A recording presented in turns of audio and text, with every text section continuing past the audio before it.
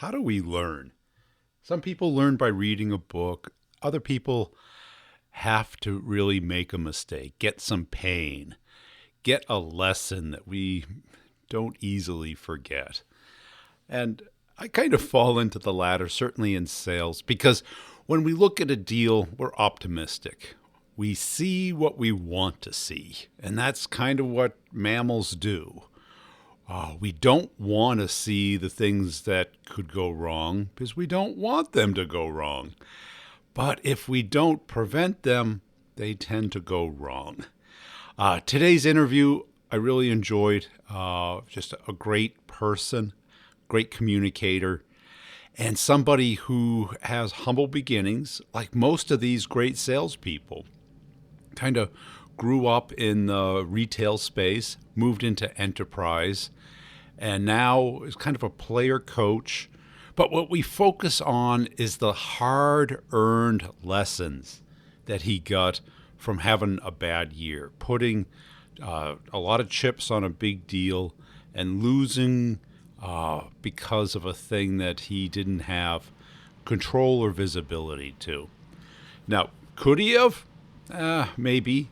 And that's the problem with the complex sale is like you can look at a lot of things. Can you look at all the things? Probably not.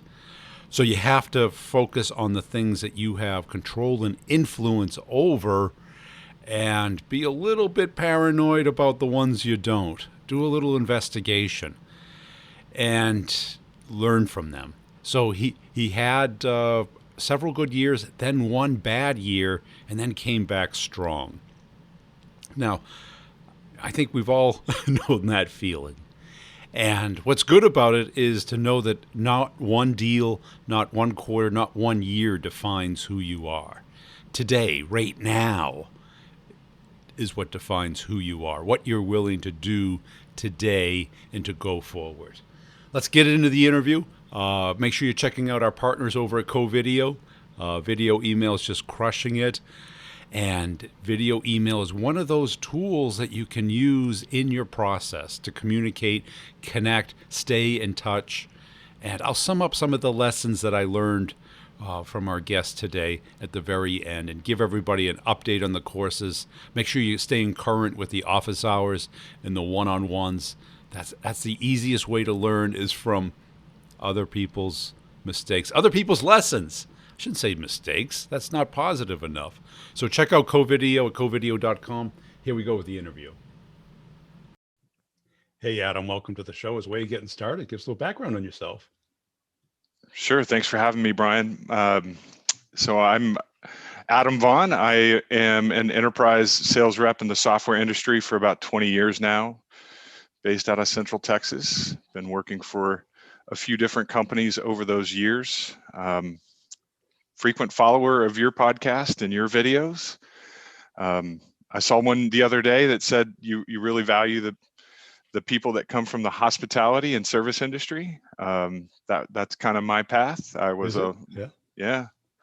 long-term college student that decided to take a break from college and wait tables for a long time, and then went directly from there to sales, my entry-level sales role, and have worked every type of sales role that we typically have in the corporate structure. So market development, business development, inside sales, inside transactional closer, outside, inside sales manager, the gamut. Yeah, I was surprised at the reaction of that post because my point there was not just that people out of hospitality have great transferable skills, but I can't imagine a group that's really suffering so badly. Yeah. And deserve a leg up. Yeah. And, when I tell people about B2B sales, they almost don't believe it as far as like the money you can make. Yeah. It's doctor lawyer money with Duck Dynasty education. Right? There's no doubt it is life-changing, and it can be that at many different levels based on where you're at in your career. And frankly, that was why I waited tables. I could Right. go in and make my rent on a weekend. Yeah. And I love what you mentioned about fixing problems, because you inherit problems that you didn't create. And I immediately thought about, like, I live in Texas where everybody loves liquid cheese and margaritas, right? Queso. And I spilt hot queso down a 10-year-old's back in front of her parents. And now I need to fix it. And what I learned there was apologize once as sincerely as possible and fix it. We Fix it. comped half the meal, gave her a t-shirt to replace her Disney's t-shirt that got uh, ruined. And we took a really hostile crowd, and they left the restaurant very happy and coming back and actually requested me again. So forgiveness is a powerful thing. Fixing problems is a powerful thing. I don't know. I just share that because it really resonated with me, what you talked about. Yeah, because I'd seen a pattern of people coming out of sports, military, performing arts. And then I had this week where everyone came out of hospitality. You're right. And I go, oh, boom, I should have put it together. And a lot of people like you probably came out of retail as well, I, right?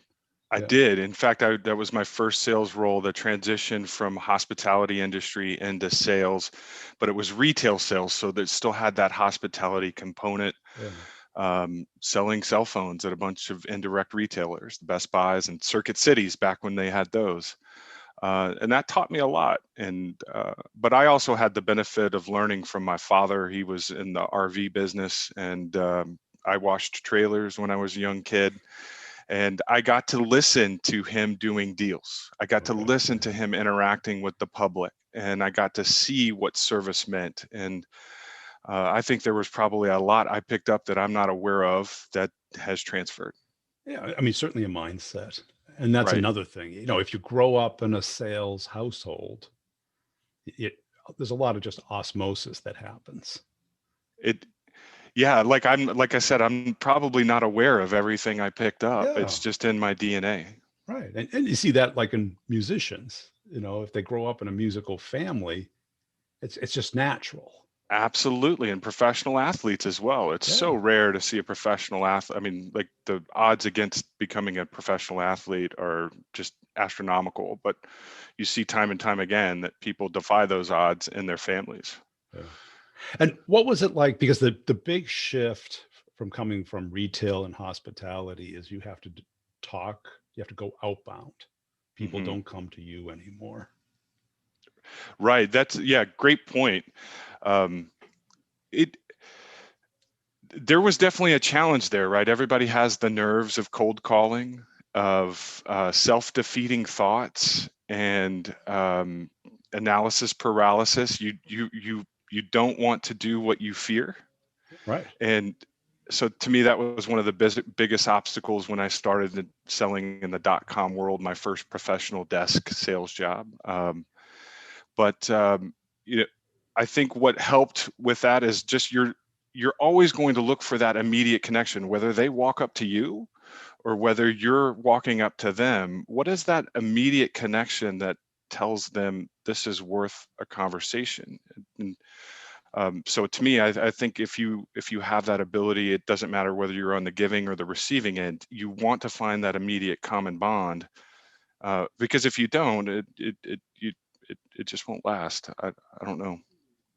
And so what are you focused on now? Your leader coach is what I read Y- on your profile. Yeah, I probably need to update that a little bit. You're In now large running the part, company. yeah, an individual contributor that focuses on where I can help mentor others and work with the other sellers in my region that may not be as senior, helping them advance their deals and work with them in a way that I was worked with when I was earlier in my career. Um, and and so that's what I focus on. But I focus on our largest. So I work for PlanView, and we're digital work management, which is a really fast-growing industry right now, given our conditions. Yeah. And and I focus on all of our largest accounts that have some major operations in Texas. And how do you divide your time?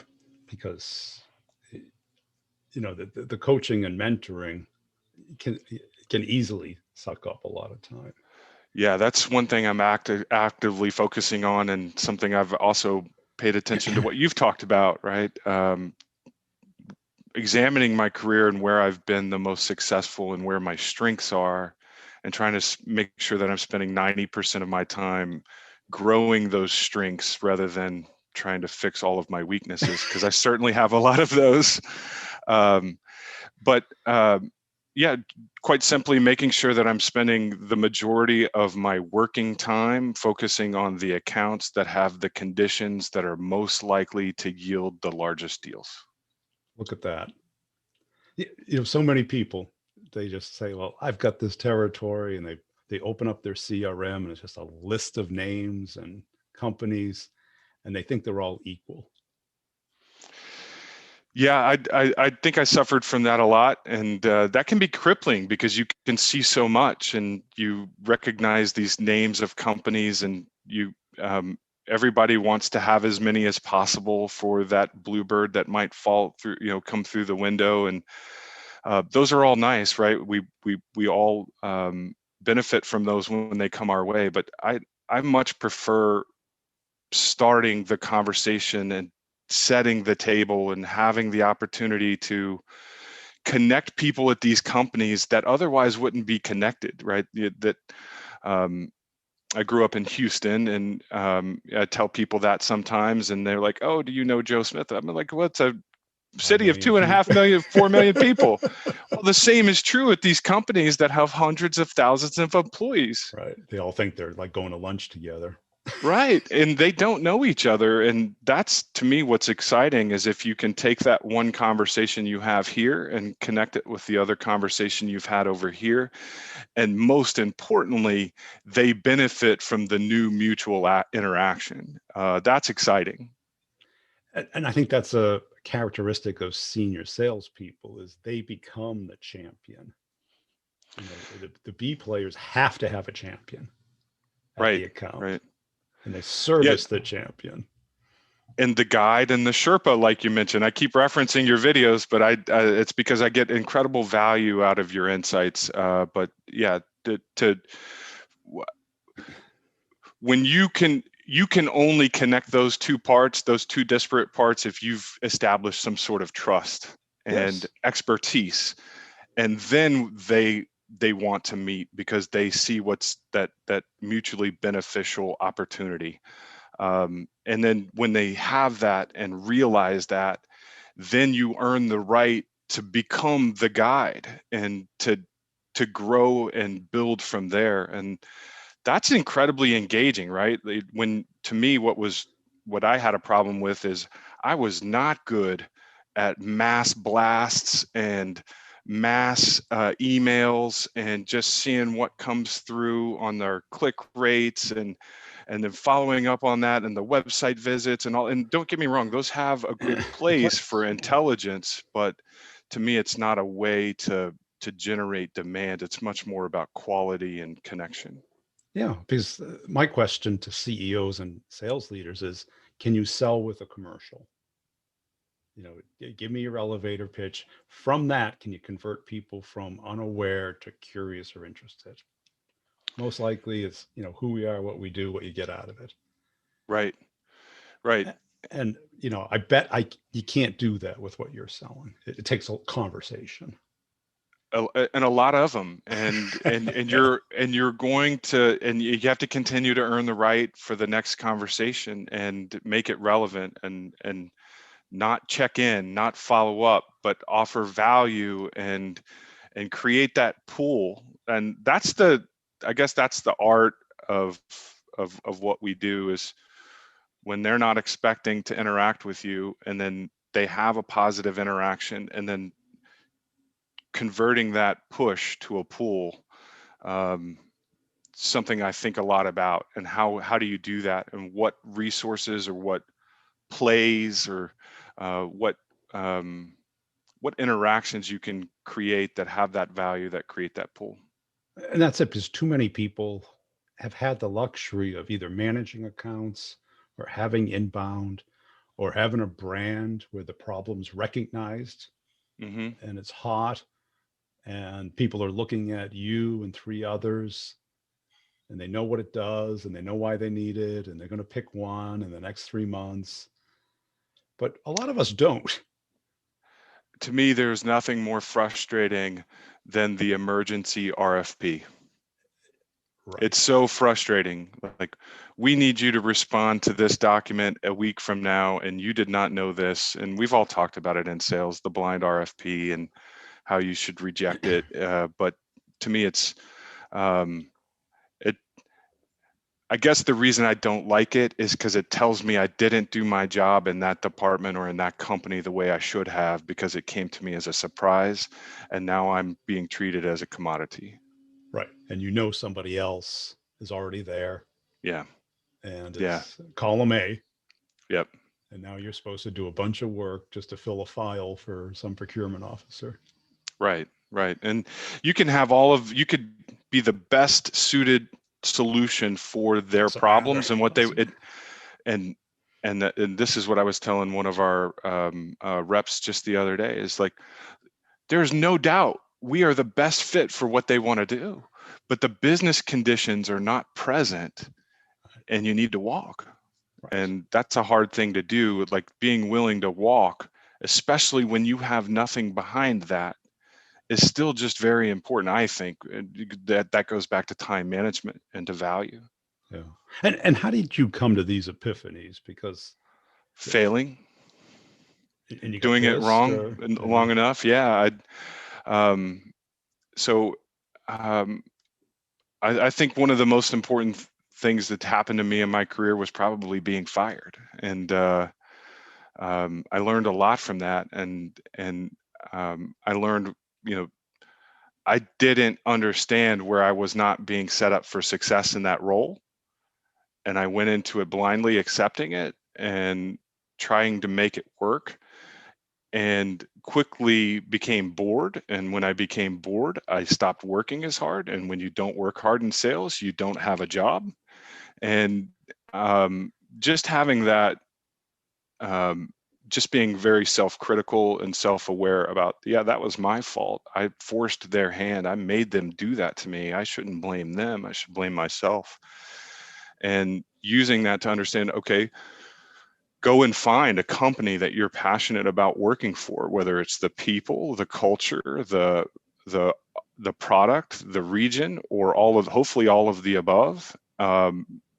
Put yourself into that and go and make it happen. Pursue that. And that was a big turning point for me. And then several big failures along the way.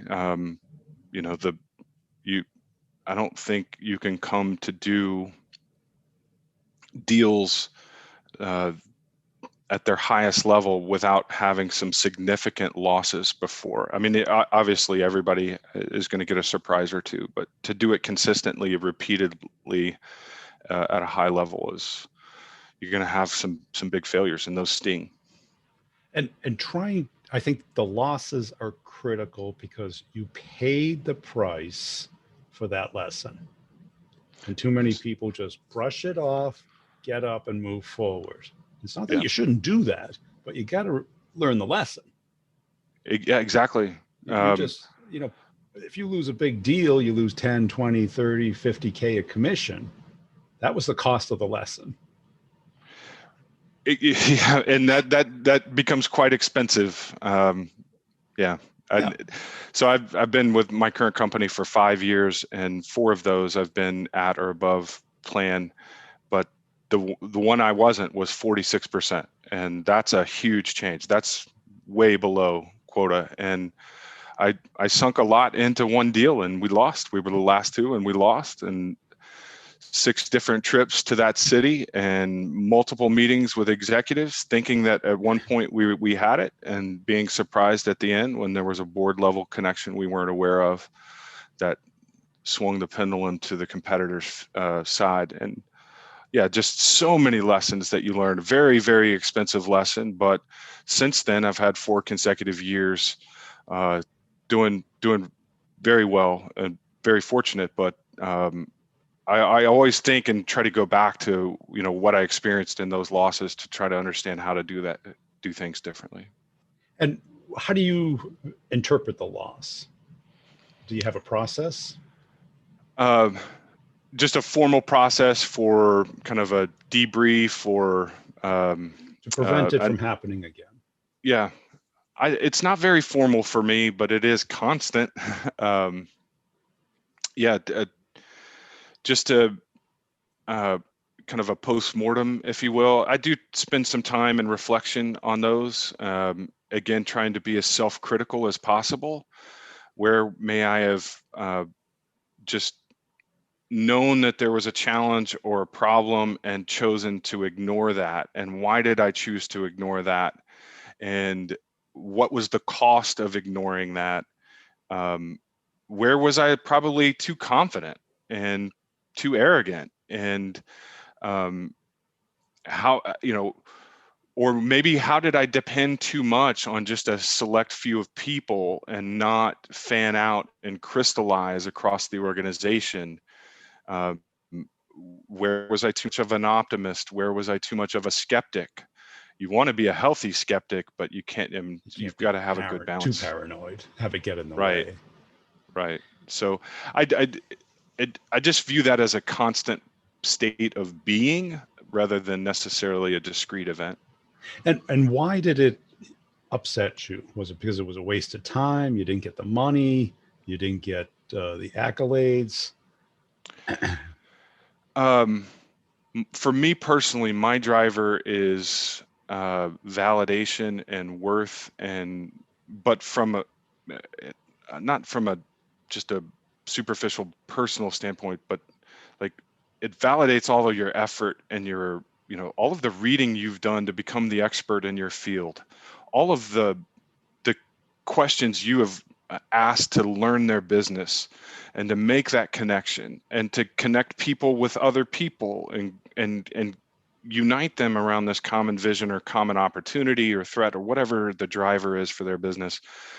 To validate that succeeded is very rewarding. To know, I mean, we're not solving world peace or world hunger, but to know that you've implemented something that right is just very rewarding. And that's what I, to me, that's what I lose the most when it's to say that they didn't see it and they did. And I don't know, that it just stings. What worked with me is, if I lost a deal or delayed or it stalled, I'd look at the amount of time that I put into it. And I'd say to myself, all the crap I give myself about taking a week off on vacation. And I put 8-10 weeks into this deal. And all of a sudden it's not coming to fruition. I go, I could have taken 2 months off. And I talk to CEOs all the time. And usually they say, oh, we don't have a sales problem. I go, well, let's take a look. Do you have a competitor? Yeah. 2? Yeah. Right. Oh, they're about as big as you? Why isn't that money in your pocket? You have a sales problem. Yeah. Yeah. And I think about that as well. It specifically with 2016, I think about how much time was lost and where it could have been spent otherwise. And that stings. And I thought a lot about how my competitors spent their time and where that may have been different. And did they work as hard? And, but at the same time, you always have to balance that with look, maybe you could be working too hard and that could be working against you. Right. I mean, I've seen a lot of people, including myself, you go after a big logo and the idea of closing it is not just financial, but your status within the company. It's a challenge and everything. But is it closable within your compensation window? And I've seen a lot of people put a whole year into something, nothing happens. Right. And what also got me was the idea of wasting time just kills me. Hours and hours and hours of working on something and not winning it. Yeah, I don't have anything to offer other than violent agreement on that. It Well, is, it is very painful to think, you know, all of the critical thought and all of the practice and rehearsal and the delivery and walk in the halls, to leave that knowing that that was not good enough is, it it stings. And I think everybody has said this before, but the sting of loss is much greater than the thrill of victory. Um, and how and I have wish you it wasn't that way, but I think it is in people that are really competitive. have you developed a sense, like what I call like a BS meter when I talk to somebody? I look for inconsistencies, bravado, how Y- other people accept what they say. Yes, yes. I think that has gotten better, and I think that just comes with the experience and just doing it 10,000 hours, of uh, and for me, what I like to do is just ask the same question in a bunch of different ways over multiple successive conversations and keep track of what was the change from that. And if there is a change, politely asking them what that change was, and then triangulating that with what other people say, and rather than obviously the direct approach, which would be a little more confrontational on the Well, BS side. yeah, because in the B2B sale, we fall into some classic traps where the person tells us they're the decision maker. Right. Right. Well, you're the decision maker as far as talking to me, cooperating, helping move it forward. But you probably, unless you're at least a vice president, you probably have zero sign off. You can't buy anything but what you can put on a corporate credit card. Right. So Right. your decisions are valuable, but we need more people involved in this. Right. And if from the buyer's perspective, if they do this 5 times in their career, that's probably quite a bit. Right. And we're They didn't go doing to this all the time. And so it's our job to tell them and to politely offer that expertise in consulting that says, our experience has been, there are a lot of other things that need to occur between here and your next milestone. right. And here's the evidence, and here's the value of doing that. And this is getting into being the coach and the guide and the Yeah. Sherpa, as you mentioned. That's it. Because I love when I get hate on. I did a video of quit asking about what's your decision making process because they Right. don't know, and No. and they're going to tell you something. Oh well, I'm going to meet with Joe, and Joe's going to approve it, and the pushback I get are from pretty senior people.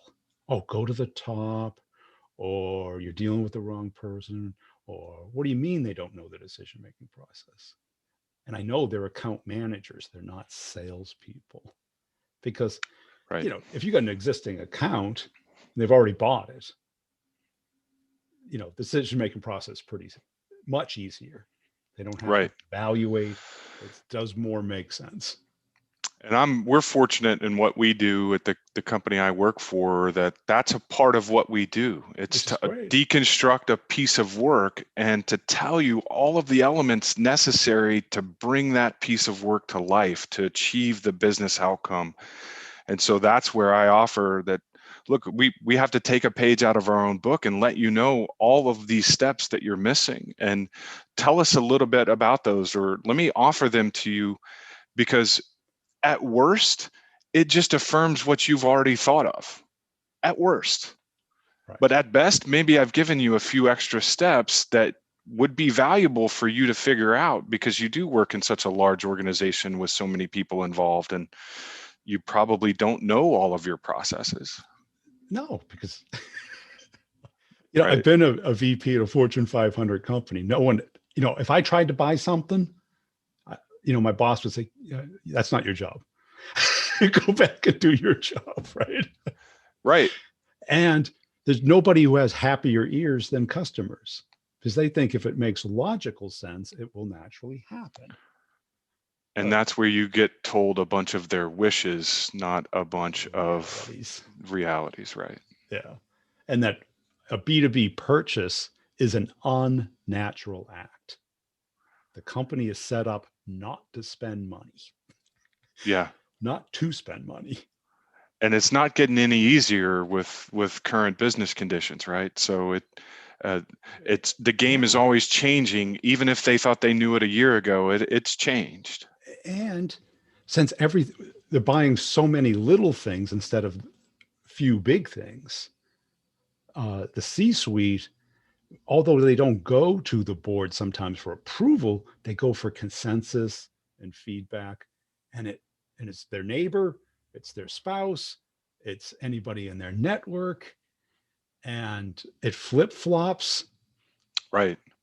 And especially with what we're experiencing now, it's harder to create those relationships in a virtual world, right? I tell people we all became inside sales reps overnight. And what are you doing to create this relationship you normally would have built over several on-site meetings, in-person meetings, lunches, dinners, events, golf, whatever your thing is?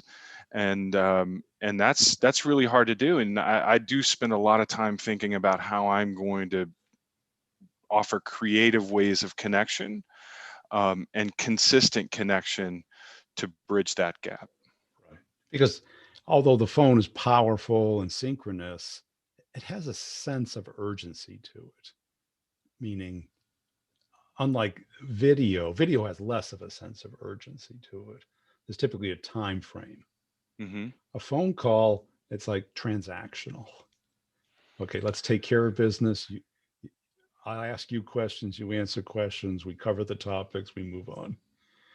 That's what we That's miss a with the lunches and the dinners and the happy hours and the breakfasts and the coffees. It wasn't so much transactional.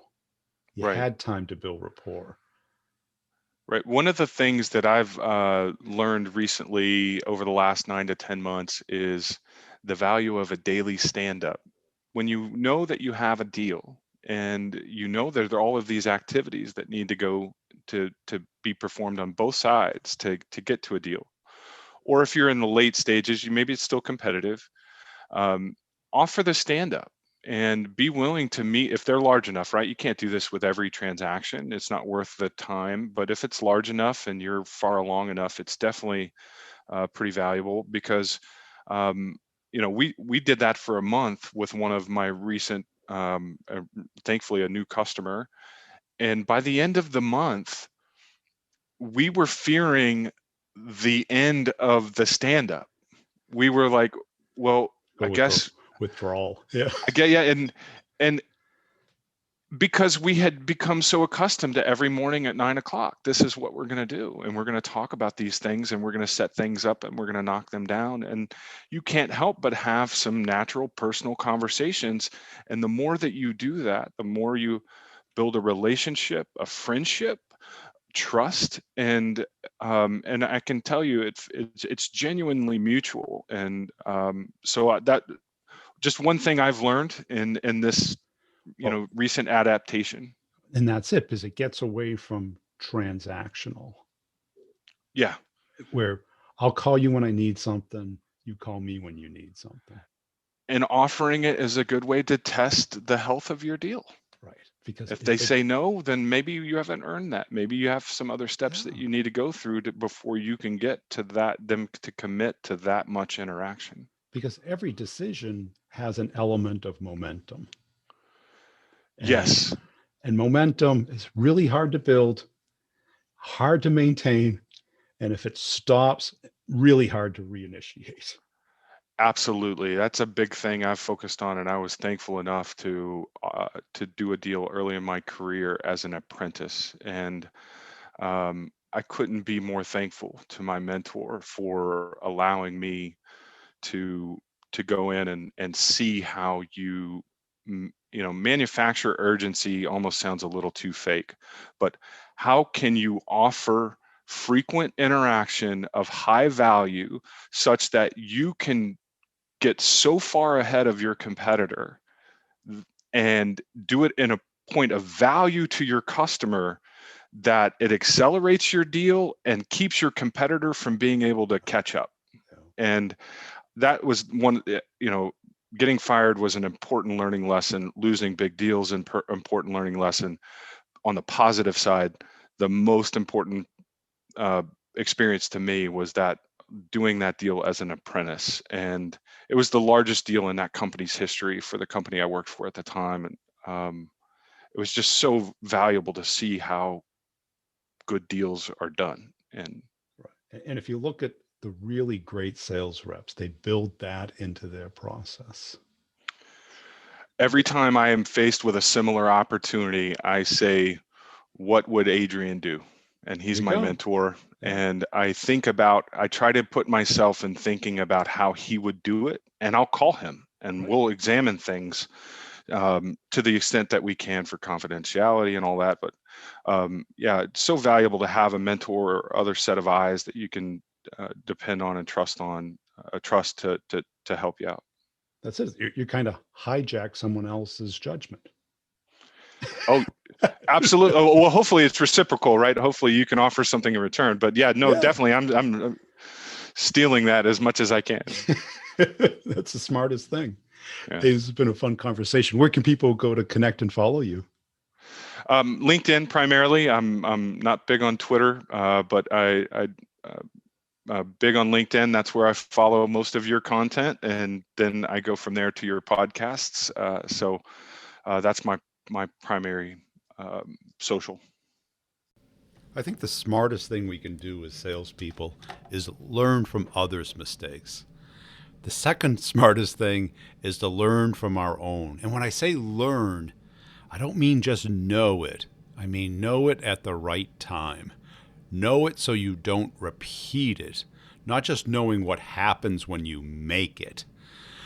And I think this is what got me as a rep, because nothing upset me more than wasting my time, putting all this energy into a deal and it not closing, or it slipping, or it turning into a tiny deal, or trusting in a champion who doesn't have the juice, the power to make something happen. And that really was the creation of my sales process. I was naturally an engineer, and I didn't like winging it. And I didn't have that sales personality where I wasn't charismatic, and I was kind of quiet and shy even. So I had to come up with a strength. And my superpower became my process, to be able to think through a deal step by step, steps in advance. And although I didn't work on as many deals as other reps, and I'd study them. I'd see like the grinder, the 18-hour-a-day person who, would just be on their keyboard all the time, typing in stuff and working on every possible deal, take every single call that came in, constantly be on the phone. And, I didn't want that lifestyle, nor did I think that was the most effective, because at the end of the quarter, that person would come in with this beautiful pipeline and very little closed.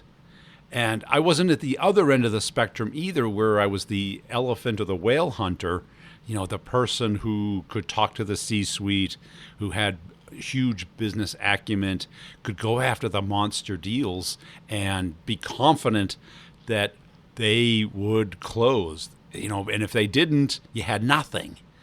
I was kind of more to that end, but I wanted 3 to 5 deals. I wanted to have a mix of deals that I could close. And if I had a big deal, what I would do is pull in the most powerful and the most effective executive I could, who could help me. Whether it was a CEO, VP of sales, VP of engineering, whoever it was, who could really hold that meeting together with an executive. But my power was in the strategy. I would try and anticipate what can go wrong, try and anticipate what people are going to need. And I would just study the deals in gory detail. And I still have the notebooks up in my office. They're stacked several feet high. I'm not sure why I keep them because I don't go through them anymore. Everything's online. But I would when I was a rep. I'd take, and I'd start at the beginning and I'd go through my year and it's like, oh, look at me. I'm a little foolish child thinking that deal's going to close, believing that we can win against this competitor in this established account. That focus became my superpower. And instead of being busy, I would really map out those accounts, have control and influence over it. And the idea of wasting weeks or months or even a quarter on things that wouldn't close just upset me to the extent that I never wanted to repeat it. And I think that was the real emphasis on building out my Winning the Complex Sale course. And when you hear the other reps in there, because what they want to do in the one-on-ones is talk through it. Look for holes, look for risks, look for signals of weakness within the account, how to prevent them. And when I see the reps develop and go from wondering